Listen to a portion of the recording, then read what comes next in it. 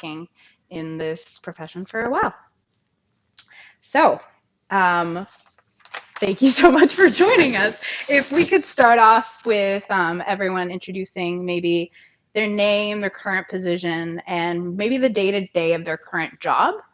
Margaret, how about we start with you? Sounds great. So my name is Margaret Tam. I'm the Executive Director of Human Resources with Trinity Western University.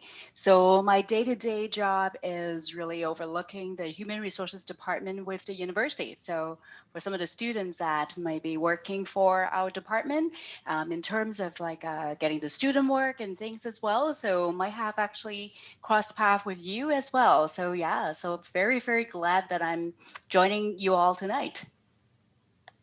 Thank you so much. All right, Tim, do you mind going next?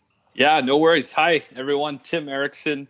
I work as a district HR leader for Best Buy, and I cover the BC region. A bit of day-to-day, it's quite exciting. There's always something happening in retail. I work a lot with the stores and the store leadership teams. It's more of an HR operational sort of role. So I deal with a lot of employee relations, training, coaching, all that good stuff. So it's keeps me busy, definitely, and especially during a pandemic, as I'm sure all of us here are busy. But nonetheless, it's a great place to be. Thank you so much. Juliana. Hi, everyone. My name is Juliana, and I'm currently working as a talent acquisition specialist at a mining company called Preachum Resources.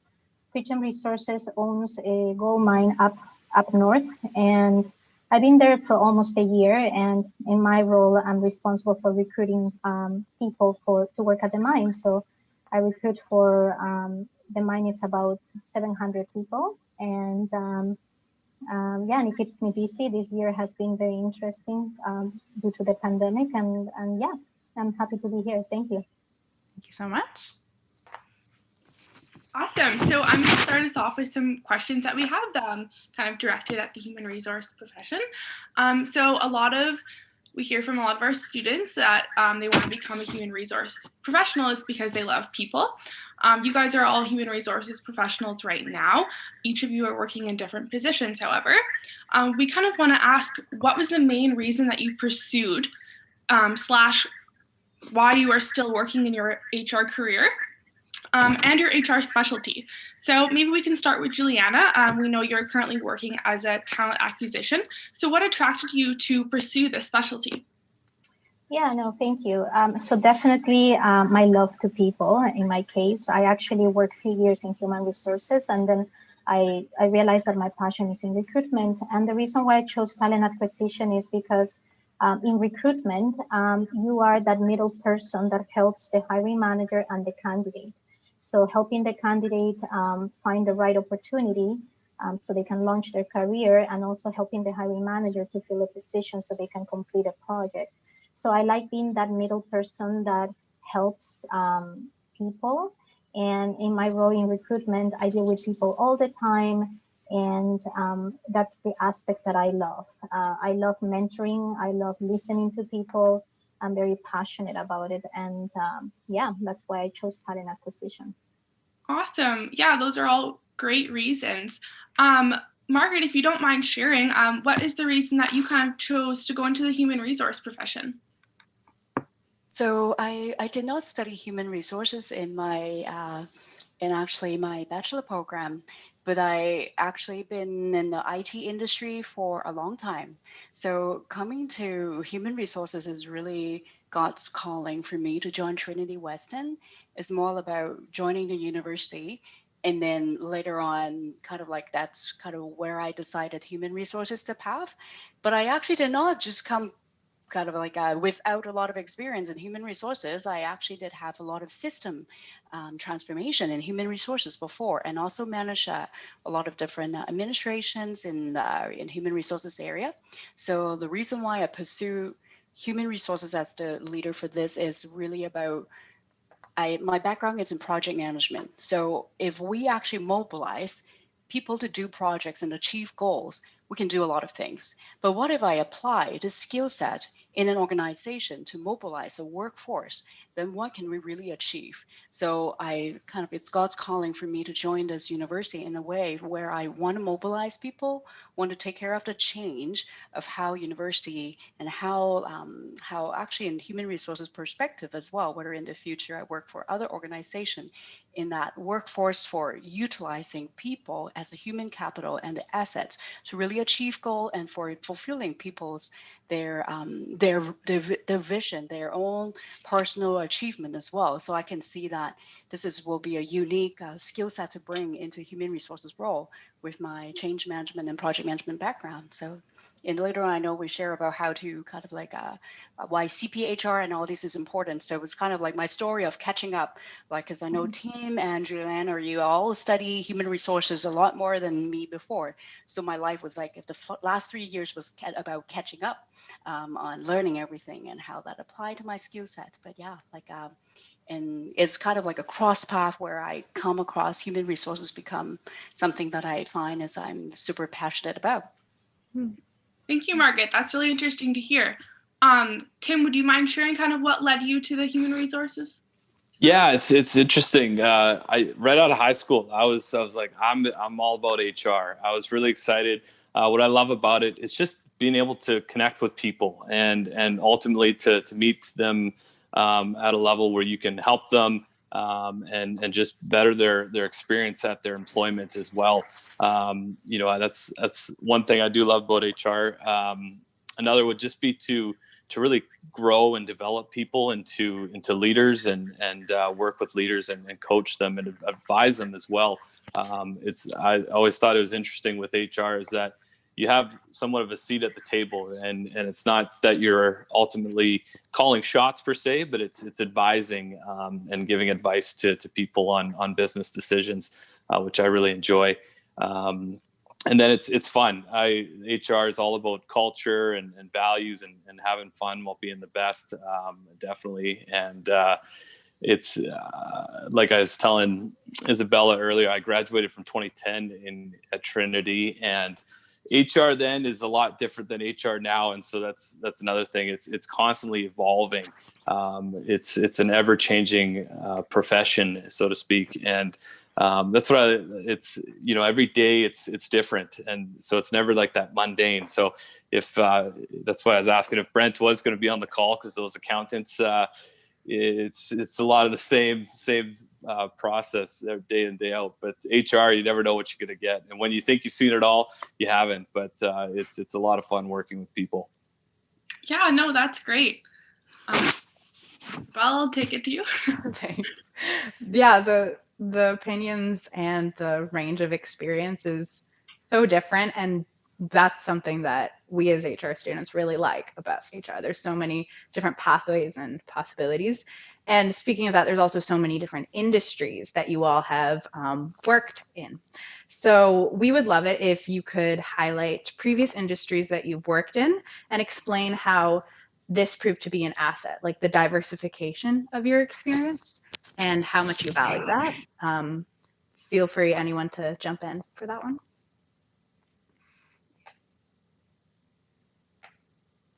I can start if nobody wants to go. Thanks, Juliana. To me, working in different industry has been very helpful, because I think what I wanted to say is that it is good to have different perspectives from different industries. I think that helps you in your career. I've worked in the water engineering industry and transportation engineering, oil and gas, mining, food, healthcare, and it's been pretty interesting to learn about all these industries. So in my opinion, I think at the beginning it's good to try different things to see what you're passionate about. And then after a few years, you probably find the industry that you want to be in, and then stay in that industry, right? But I think at the beginning, especially when you're out of school, I think it's important to explore as much as you can to see, because when you're in school, they teach you these things and it's good, but when you actually do the job and you're working, that's where you actually get a sense of what it's really like to be in that position, right? Yeah, for sure. Thanks so much. Margaret or Tim, would you like to comment? Yeah, I find that Juliana very similar to you. With different industry background, we learn the highlights of different things. So I started off in the software industry. So my first company now is currently known as SAP, but there was a previous version of it called like many things before. And seeing the kind of like being, I will also experience a few times where the organization was being acquired. So going through merger and acquisitions and seeing different culture merge together from the France company when I was in a software firm. They focus on different things. And then I go from a software firm to financial industry. So I went to banking, HSBC is my kind of second career. And then that's where I learned a lot of structure because software gives me the excitement, learns the flexibility, the agility of doing completely different things every day. And where in the banking world, I'm kind of learning structure, learning a lot of good process of what project management means, what human resources mean in that sense. And then actually I landed on higher ed after that. So my third industry that I experienced with is at UBC Faculty of Medicine. So I learned higher ed and I actually spent the most time there. I spent 6.5 years there. So that's why I can transition into Trinity because of that merge between the higher ed as I understand higher ed quite well and knowing that working from public sector is also quite different than working in the private sector. So being in different industry helps us to kind of like understand the different perspective, different frameworks, and learn kind of like what kind of cultures that we really enjoy. So yeah, and I'm sure, Tim, you have quite a few of industries that you experience too. Yeah, it's funny. I've worked sort of in the food industry and now in retail, but in different facets, and you can always pull from each position, job, company, industry, and apply it to your current role that you're in. My first sort of job out of Trinity was at Tim Hortons regional office and in Langley, and then I went on to Alberta and so forth, but with Timmy's, and I was always like, I'm going to be with Tim Hortons forever, and loving drinking the Kool-Aid, the coffee, so to speak. It was great, but then opportunities presented itself, and I was so a lot of my beginning of my HR career was working with warehouse transportation, a little bit of sales and so forth with Tim Hortons and Gordon Food Service. They're a food distributor as well, on that end of the business. And then I actually got an opportunity to work for a restaurant with Red Robin Gourmet Burgers, which is fantastic. Had a stint with them, but it was totally different because I was able to apply my knowledge of food distribution into now restaurant, and that's where like the food's coming hot and ready. But it's you're able to to bring your HR knowledge to each opportunity, and it's unique, and similar to what Margaret was saying too, like reorgs as well. I've been through a couple of those, and it's interesting. You learn from every experience you pull from. Like I think one thing to remember with HR is that as much as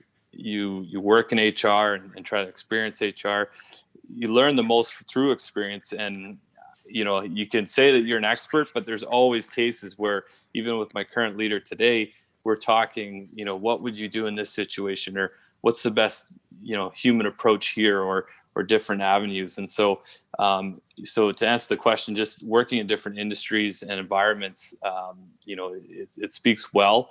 I think it's good to always show value and loyalty to companies and grow within industries. But, I would say that the three of us on this call are a lot better people through the past experiences and the jobs and the companies we've worked for. Even though it's been 10 years for me, so to speak, it's like night and day. So it's really beneficial to learn through experience. Thank you so much. Great.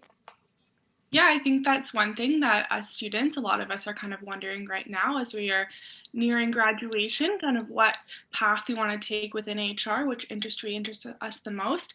I'm sure we have many students tuning in tonight that are about to graduate from their degree, including myself. We have a few in human resource management, leadership and management, as well as psychology, and a few other degrees. So yeah, I guess we're just kind of looking to share if anyone could share the steps that you took to enter your first entry-level position, So kind of what you did after your graduation to kind of kickstart your career and really get your career path moving forward. So if anyone wants to share kind of what steps they took. Yeah, definitely. I could start if you don't mind. I think one of the biggest things, and you guys probably hear it all the time in the classroom, and it's great to be part of programs like the CPHR, and even just being a student member. But the biggest thing for me is just networking. I think it's so crucial. I remember when I was in school, it was like networking. Didn't like that word. It was always maybe awkward to put yourself out there, be vulnerable. But even the three of us on this call, I think it's so beneficial, and I'd happy to partner, reach out to anybody, just because we've had a lot of experiences, and I remember being in the classroom, and I was like, listening to somebody speak, and I was like, I want to be, what I want to do what they're doing, or how do I get there, and how do I connect with people, and for me, I started working at Tim Hortons in their warehouse, and eventually got into the office as I was going to school. And that was really my start. So I knew some people, and got connected with the leader there, who really launched my career essentially to where I am today. I still keep in touch with a few of those people in the early beginnings, and they're almost like mentors to me. And I know Trinity's got a great mentorship program. I've participated in it as well as a student when I was there too. And that's just an amazing opportunity to meet with somebody, to talk with somebody, even if it's virtual, and just connect and build that relationship. That's, to me, that's what it's all about, to show that connection. Obviously you need to pull up your socks and show interest and do well, but at the same time, networking and connection so key. Yeah, that is definitely a good point there. I feel like a lot of people that are nearing graduation are definitely in that stage right now where networking is huge, and as awkward as it can be, it's definitely very, very beneficial. Does anyone else kind of want to share what they experienced post-grad and kind of how they kickstarted their career? I can go next. Go ahead, Margaret. Go. So yeah, I started. I graduated from UBC. There's UBC Sauder School of Business. So they have a co-op program. So actually, I landed on my first job is because my co-op experience really kind of give me a specific skill. So at that time, when I actually looked for a job for my first entry-level job at that time, then I have that specific skill set. So of course, co-op program can be a vehicle, but in schools where they may not currently have co-op, then internship or the part-time job that you're doing or the student work that you're doing, they're all differentiate you from other people who might not have that experience. So then I would find that it's kind of like what Tim said is about networking, but also with that specific connection, you now know some employers, and don't be afraid to reach out to them. Like it's potentially your part-time boss who may kind of like lend you on a different job that in the organization. If you work in let's say you work in a university department, but then your goal is to be in marketing or in other places or in HR, then that may lend you into that department if you're working for that chain or different places. So I find that that is one of the things that we do a lot as when I first look for job is to have that connection with people. Secondly, I find is continuous developing yourself. Like as time goes, like you differentiate yourself by potentially kind of like continue to develop with taking more courses. Nowadays, it's so easy with online courses. So kind of take a certificate from LinkedIn.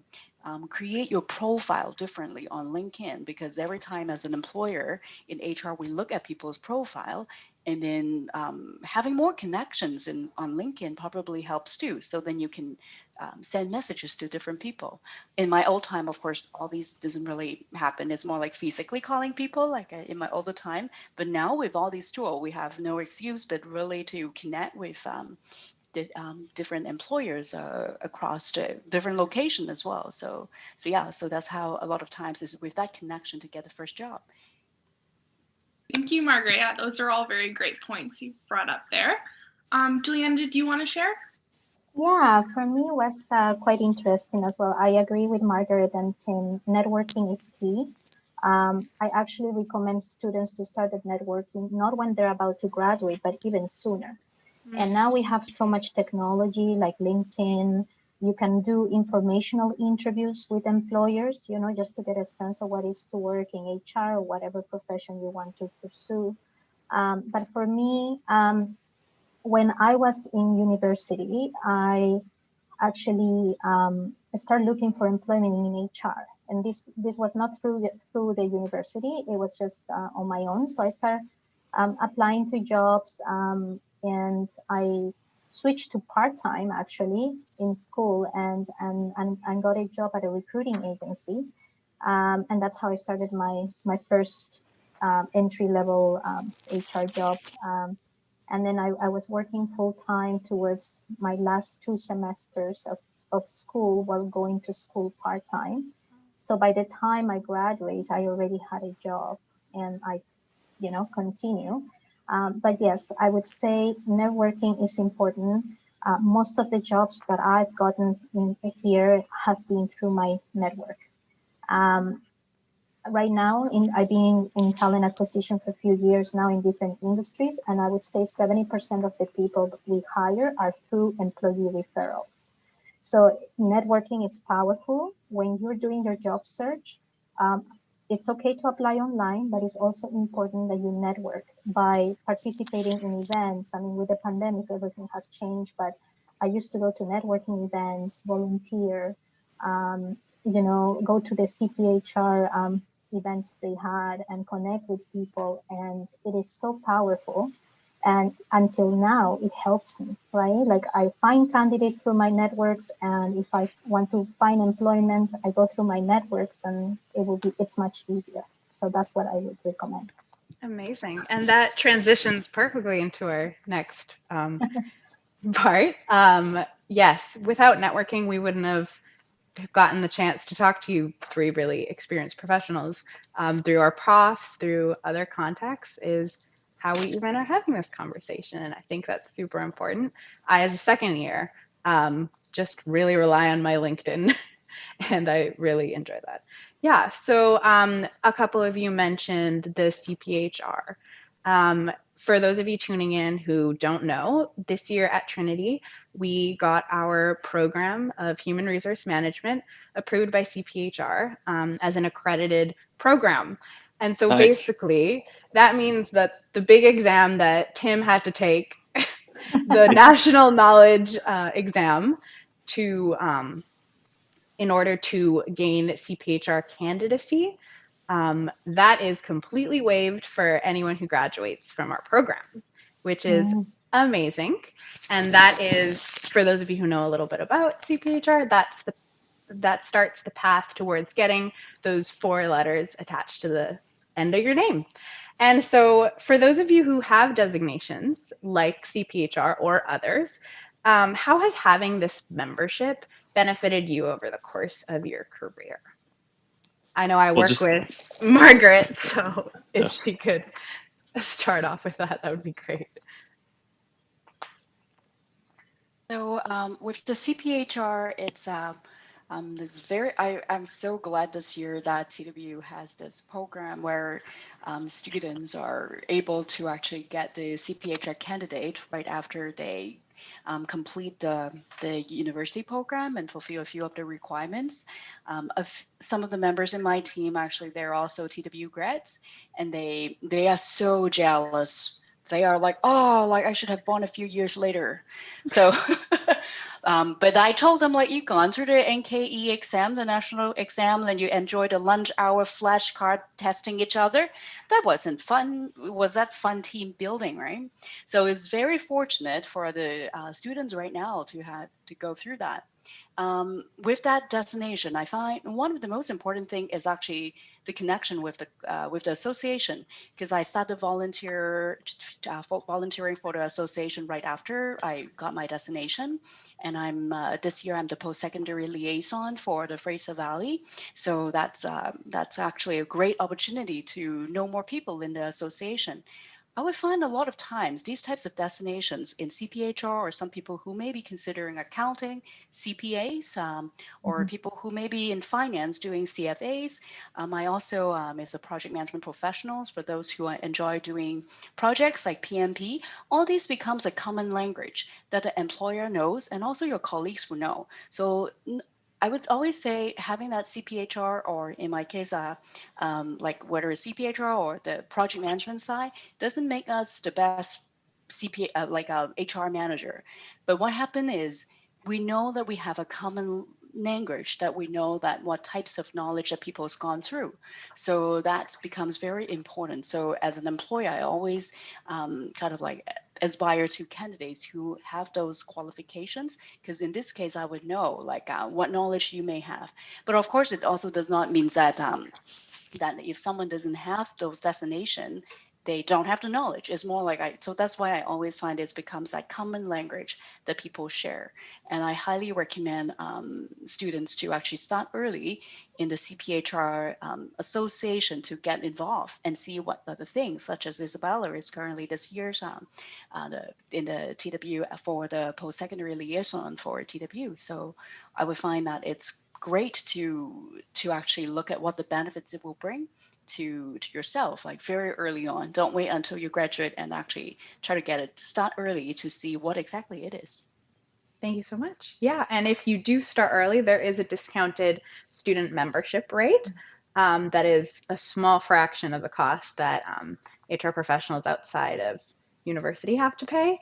And if any of you tuning in right now are interested, just send myself or Janny McKay, the HR professor, an email, or email twuhrsa@gmail.com. And yeah, we were speaking of networking earlier. These CPHR events often include mentorship and networking panels and roundtables that will be all accessible by current professionals and HR students alike. Yeah, so if anyone else wanted to talk about the benefits of their CPHR, that would be great. I was going to say that was such a great pitch, Isabella. And, Thank you. I know no one likes multiple choice exams, as I'm sure those are coming up for maybe some of you, more exam season. But anyways, that's so amazing that Trinity got approved. That's really cool. But yes, no, to your point, it's a great asset, to have when you're looking for jobs. It's, employers are looking for that as well. It provides that foundation, obviously, networking, as you said, and I think everything else has been answered. But it's a great resource. I would agree. When I was actually in university, I got the student membership that you're talking about, Isabella, and it was only $60 a year, so super cheap. And I attended a lot of networking events, and I met a lot of HR professionals, and I was actually part of their mentorship program. So my mentor was an HR manager in the mining industry, and I was a student. And I think that was fantastic. And like Margaret and Tim mentioned, it's just a nice thing to have. Even if you have an HR diploma or degree, when you add a certification, it definitely adds value. But like Margaret mentioned, it doesn't mean that you won't get hired if you don't have one. It's just an extra thing that helps with your resume, right? So Yeah, thank you. It's very insightful.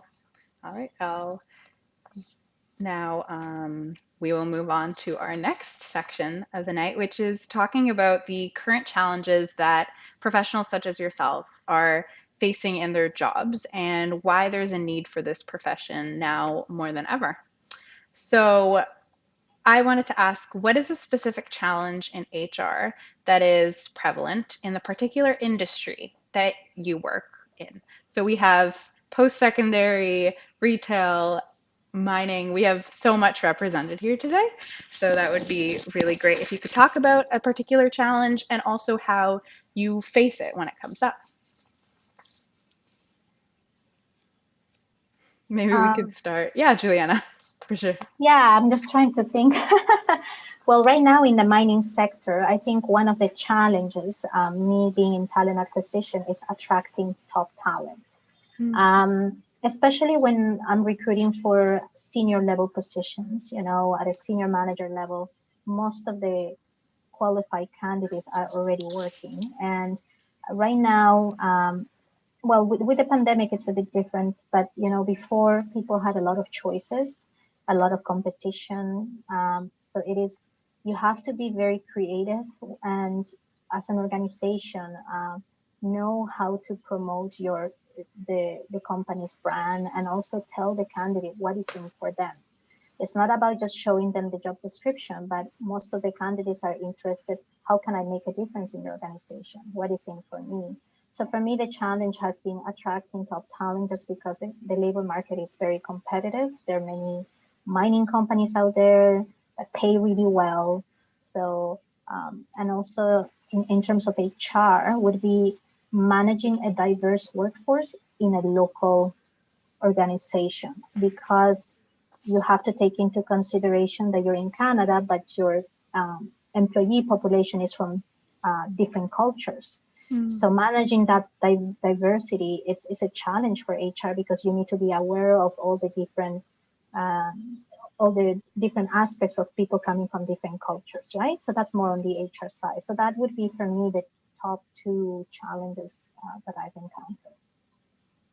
Okay, great. Thank you so much.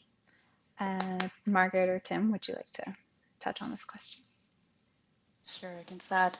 So for post-secondary, I would find diversity is diversity and inclusivity is actually something we are working on quite heavily, because it's important for more like a diverse workforce, whether it's ranging from the very top to more the kind of like a early career as well. Like, how do we make sure the workforce is actually have the succession planning? Because you can find in post-secondary, we may have individuals who's probably coming closer to retirement age, and how do we actually bring in new workforce that is in a more diverse thinking in terms of their potentially their ethnic groups, their different gender, indigenous, and all the different aspects as well. That's always one of the big topics where all the Western university, a lot of the University of the Canada in discussions happening in that as well. Another piece I find, like it's more like my personal experience with that, is employee engagement. University is such a decentralized organization. I would almost find that every university is almost seeing themselves as every faculty, every department, they're kind of like in their own little universe. So how to join them up together in a very decentralized workforce is quite an interesting aspect. It's very different like in my banking experience, where whatever the chairman say, the top say, this is what you're going to do. In the university, it's kind of like a little city by themselves. So the School of Business will have their own kind of like specific uniqueness.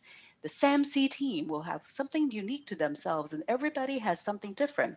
That's part of what attracts me to be in the post-secondary, because of the uniqueness, but also as human resources, you will find how to bring all this workforce together and come together towards that same goal. So employee engagement is another area that I find is quite unique for post-secondary. Great, thank you so much. I appreciate how both Juliana and Margaret, you touched on the topic of diversity and inclusion, and that has been something that's really highlighted during these times. The importance of it hasn't been as recognized before, and I think that's such a great thing. A lot of HR students have personally asked, like, when we're going to address these topics, and I find it very comforting to know that these challenges are being recognized, but also you're taking steps towards closing different gaps.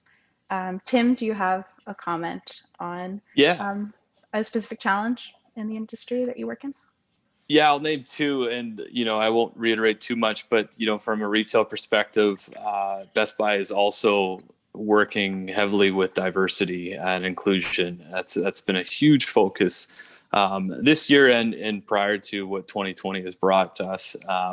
But it's really looking at gender, race, ethnicity, all sorts of backgrounds and inclusiveness.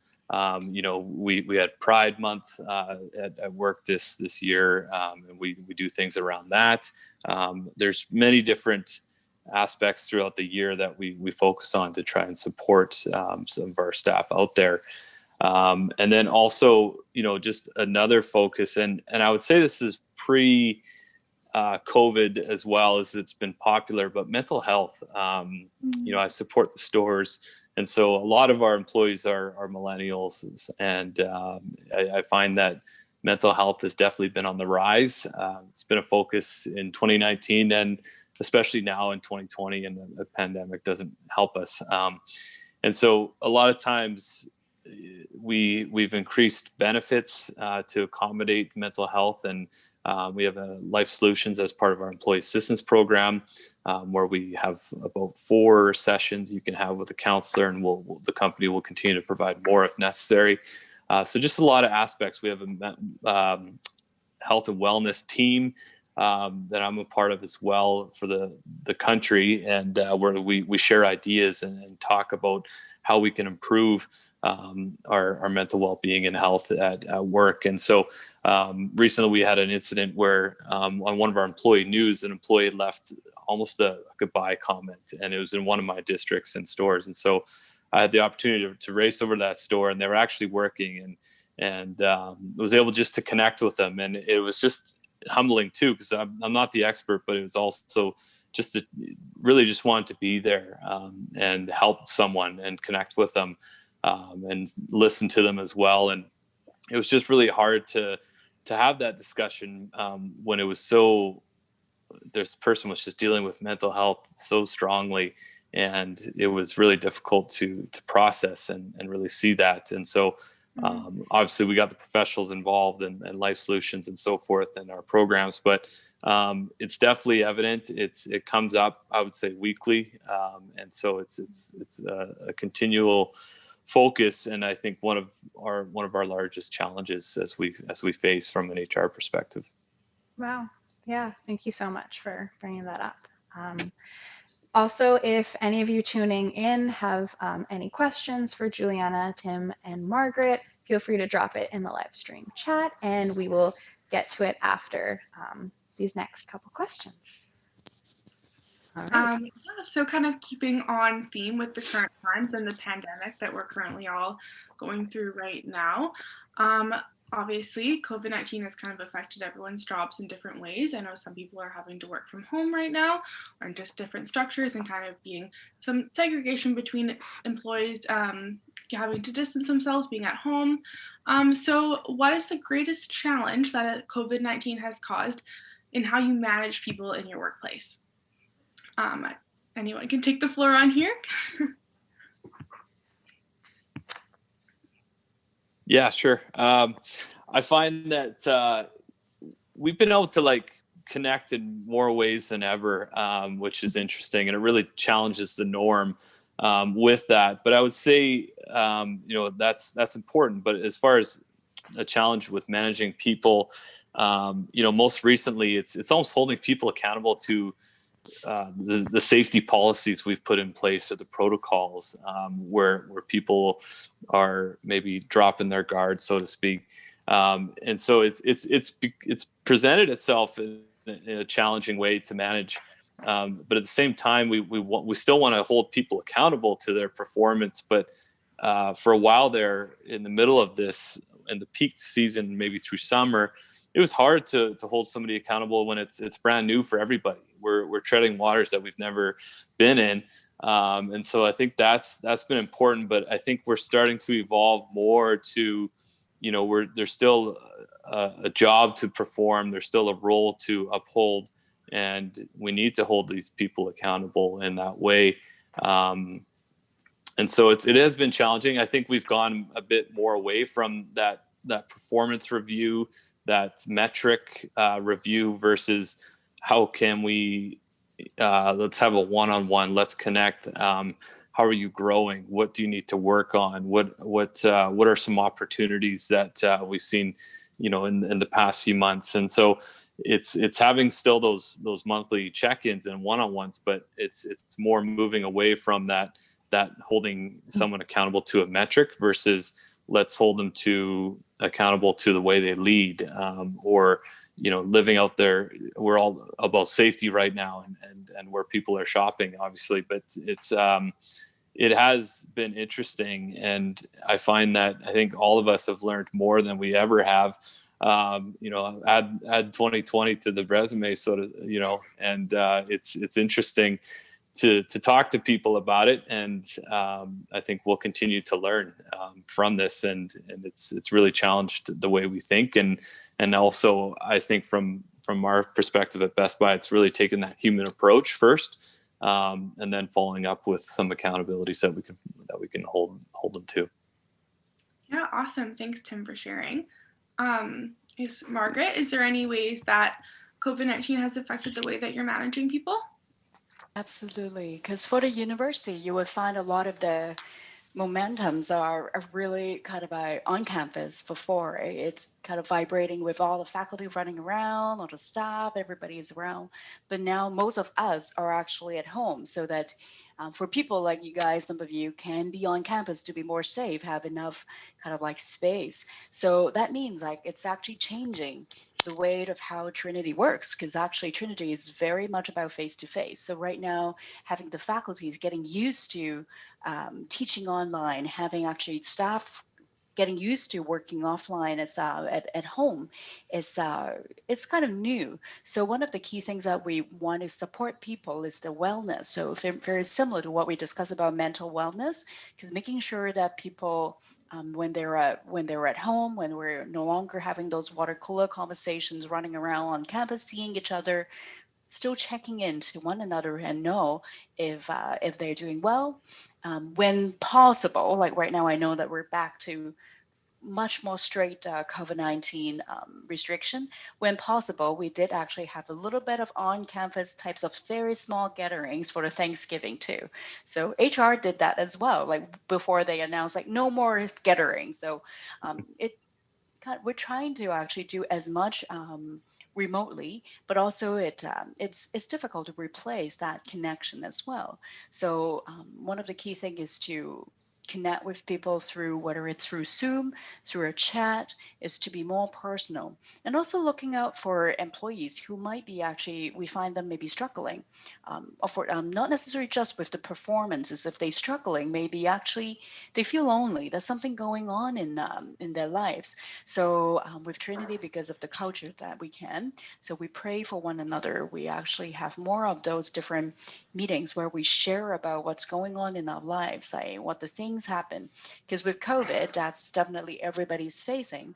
But at home, people may be facing different things. Some people may be having new babies. Some people's may be having people who are like struggling with family's health or other things as well. People may be going on so many things that you can imagine. And still, so being a manager, it's important to understand whether some of the performance challenges, some of the different things that employee experience, we don't just look at the surface. We really go dig deeper into how can we support one another in a time like this. So that's kind of like what we notice. One last thing is about sometimes like employees will ask about ergonomics, because their home is not built for working. So how to support them as best as we can on how to actually be more comfortable working at home, because people not necessarily all have an office. They may be working from the kitchen table and have back issues and problems like that too. So those are the newer things that we encounter right now, is how to help employees to do that. And I hear that from other HR peers or in all different industries. Everybody seems to be struggling with that, and how to accommodate working from home where they may have either not the right space or they have family running around behind, and how to actually support one another. It's like it's kind of like a very different time that we're facing right now. So human resources need to be creative, supportive, and how to balance these to make sure that we can kind of like support as best as we can, but financially able to do that too. Yeah. And Juliana, we know that your role is less management and more on the specialist side for talent acquisition. So how has COVID-19 affected the way you perform your job?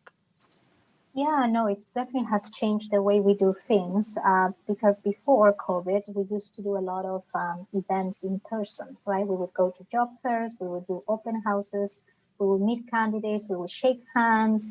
It was just a totally different experience. And then all of a sudden now we have to rely on technology. And I think that has been one of the challenges, not only for us, but for any organization, is to adapt quickly and to embrace technology. In my case, for example, we do a lot of recruitment in the north part of BC. And before we used to go to job fairs and just meet candidates. And some of these candidates are part of First Nations communities, so they don't have the technology that we have here. So how do we go about attracting these people when they don't have the technology? So we would work with the different employment centers that have the technology and arrange dates so we can do those video calls. And so it definitely has been a learning experience, just trying to connect with candidates with technology, which is totally different. But I think companies, I think for the past few months have been adapting. And I think one of the things that I would tell all students is being adaptable. It's a good strength to have because things change pretty quickly and nobody predicted this pandemic, right? And look what happened. I mean, everything that we took for granted, it's not there anymore. So it's important to be adaptable and as an organization, that's key. So you can grow and adapt to the changing environment. So for us has been adapting by using technology so we can keep that connection that you cannot have now that you cannot have those in-person meetings, right? So very insightful. Thank you so much for sharing. So now we're going to end off with our Q&A period via YouTube live stream for students to further inquire. Brooke, do you have the chat up to Yes, I see if do. there's any questions up there? Yeah, so the first student has asked, do you think it is better to start off in a smaller company or a larger HR firm? And this is free for anyone to answer. Interesting question, like larger HR firms. So I'm wondering what kind of HR firms, like it's accounting firms or a recruitment firm, maybe, like thinking about that. I would say either way works actually, because I myself like started off more in a larger company. So then actually I learn about a structure, learn about all the different things, but my task is relatively focused at that time. Like this is the scope that I can do. So I'm not involved deeply in a lot of decision making in my earlier part of the career, but mostly focus on things. So it depends on what you want to learn. Where I would find in smaller companies, then you actually get a lot more flexibility to look at all kinds of things. You will be able to actually try something new or be able to do more, I call it the end to end, like able to do kind of like potentially recruitment from the beginning to the end of it, or kind of like try out benefits. So it all depends. So I don't see like both ways can land you on something quite exciting. Yeah, so it depends on what is your comfort zone as well. I would agree with Margaret. I think it depends what you want to try first. I work for big organizations. I actually started my career for one of the big four, where they have a structure for everything and they have a team for everything. They have an onboarding team, recruitment team, employee relations team, everything. So if you like structure, it's good to start in a big organization because you're gonna learn the different aspects of HR and everything is more organized. But if you start in a small company, that's also good because it's gonna allow you to be more creative. You're going to need to wear many hats because there's no specialized team for each thing, and that is good too. So it really depends on what you like. And I would recommend to try both environments because unless you try, you won't know. And see what, after a few years of trying both environments, then you can make a decision and say, oh, I actually enjoy working in a big organization, or actually I prefer to work in a startup environment, right? I think both options have advantages, and it's a matter of what your preference is. Yeah. The second question here we have from someone on the stream. Maybe Tim, you can answer this one. What is one way that technology has recently helped your job, if so? Wow. Yes. No, technology has helped immensely. I was just talking about this with someone the other day. It's like, I feel like, so obviously Best Buy is a tech company, but we sell tech, but maybe we're not super all got the latest tech internally. But anyways, my point is that prior to even this whole pandemic, we were just on the brink of maybe starting video calls. We would obviously meet in person and everything, but just how easy it is just to connect. And, I'm on a Zoom call today with everybody. You can hear me, see me. It's just amazing. And we're getting super creative with our stores because we have all store meetings. We have holiday dinner plans that we still want to try and engage with the team. And so we use Microsoft Teams as our main platform for meetings and video calls and everything. And so what we're looking to do is doing Kahoots online, music trivia, having fun with that, doing icebreakers online. For our holiday dinner with some of our teams, we're doing everyone gets to skip the dishes, and we're going to share what you're eating or like what's 6 feet around you or things about, more personal things. And so it actually makes people more vulnerable. But, just the use of technology has become so crucial, but then so easy. And so like, I don't see us ever going back to what we used to do. Every year at Best Buy, we do a store leadership conference that I'm a part of, and it's all the leaders across Canada. And normally we all fly to Toronto or we're in Vancouver or whatever, and we meet for a few days at a conference. And so this year was very interesting, and what we extended it over a few weeks at a time.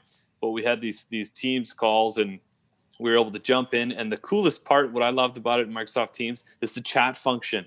And so what happened there is that we'd have all these presenters going. And, if you're in an auditorium full of people, you're not answering questions and you don't have all the time. Whereas it was just lit up on the side in the chat group, and we were able to, it's fun to engage in. A presenter can ask a question and they get like 50 responses, and they can quickly go through or have a moderator talk about it. And so just the level of engagement increased so much, and you just got so much value out of some of these presentations. And also in our meetings, we use this as well. So it's a great resource, and it's really, I think, enhanced our jobs. Yeah, thank you, Tim. I even think in our education setting, like definitely technology has been huge for everyone as students, and I'm sure in the workplace as well. I guess we'll just kind of end off here with one final question for everyone. What is one piece of advice that you would offer someone starting a career in HR? Good one. I would say networking. It is going back to networking. I think for me, my personal experience has been very helpful to start networking when I was a student. It has helped me, like I mentioned, most of the positions that I have that I found were through my network, and I think it is powerful. And I'm not saying don't apply online. You should still do that, but I think through networking, you will be able to meet people, and they'll give you information that perhaps you cannot see in a job posting. So for example, if you're interested in working for ABC company and you know someone there, they'll tell you how it is to work there, right? So they'll tell you things that you probably cannot see in a posting. So, and so for me, that would be number one advice: to start early with networking with other professionals or amongst your peers. And be open to work in different environments. It is better, in my opinion, to try different industries to see what you like.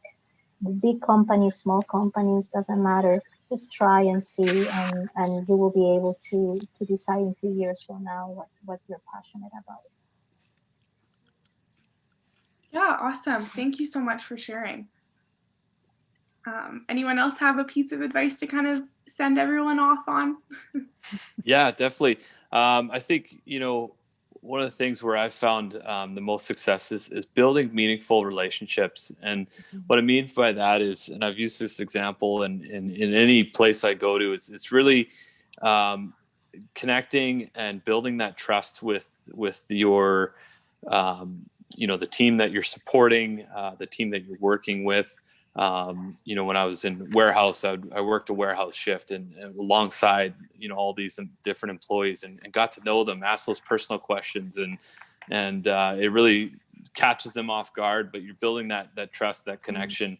And then in turn, they're able to open up a lot more to you, the workforce that you're working with. At Best Buy, if you see me in a store, I'm often in a blue shirt, and that's really just to really, get my hands dirty, work alongside the team, support them, and build those meaningful relationships so that when I'm in the store, they're not shying away. They're coming to me. They want to say hi. If they have concerns, they're going to bring them up, and that's our goal, right? To meet their needs and to help them as well. So build meaningful relationships wherever you go. Yeah, awesome. That's definitely great advice. For me, I think the most important piece is be open to change. And a lot of times, like what we set as the expectation may or may not come exactly the way it turns out. But then it's always great to plan, but on the other end, allows the opportunities to happen and actually take that on and be bold at times when you want to try something different, take on something that may be outside of your comfort zone. And also I would find like this is a year of when the students are actually graduating. This is a year, the first time people all doing virtual graduation, first time a lot of these things happening on a virtual platform. But actually, I find that the students this year, like graduating 2021, is going to make a history. So you guys are all history makers, and that is a first for everything. So be open for that, and also have family, friends, and people that support you.